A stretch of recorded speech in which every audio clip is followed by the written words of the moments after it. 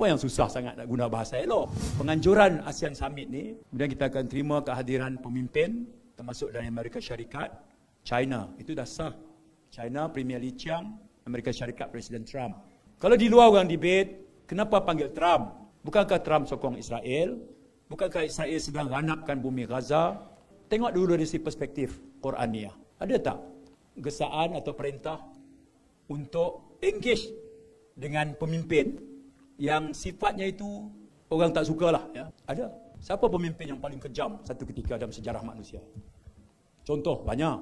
Dalam Quran, Firaun. Apa dia polisi dia pada masa itu? Bunuh semua anak lelaki. Maknanya kejam, zalim, hebatlah. Tak ada tandingan lah. Quran cerita begitu kalau jahat macam Firaun. Tapi apa Tuhan suruh? Pergilah kamu, wahai Musa, menghadap Firaun, berjumpa Firaun. Sesungguhnya dia telah melampaui batas. Ini Quran sebut, berhujahlah kamu, engage dengan Firaun. Dan masa kamu jumpa Firaun, gunakan bahasa yang baik.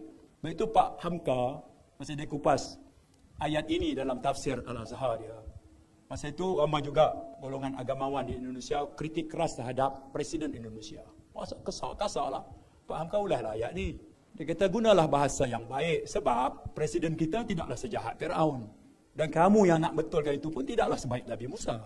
Apa yang susah sangat nak guna bahasa elok? Jadi dalil kita tu ada. Kalau kita engage, kita boleh cakap terus berdepan, dia duduk depan kita. Sebut dengan dia. Kita kata kita mengutuk serangan ganas. Kita kutuk dasar yang menyokong Israel dan sebagainya. Kita boleh sebut dengan tegang. Dia ada depan. Di sana pun ada hadis. Jihad yang paling besar ialah berkata benar di hadapan orang jahat.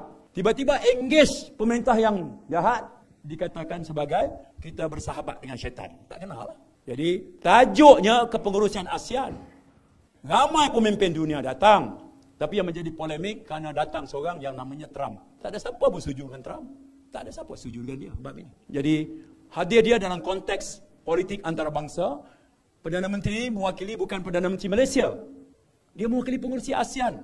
Dia ketua kepada satu rantau ikatan dengan 680 juta penduduk. Yang saiz ekonominya besar dan robust. Yang relatifnya dianggap sebagai stabil. Jadi dia boleh cakap sebagai suara ASEAN di hadapan pemimpin dunia yang lain, termasuk Amerika, termasuk China, termasuk India, termasuk Rusia, termasuk Brazil. Dia nak sampaikan sebagai pengurusi ASEAN.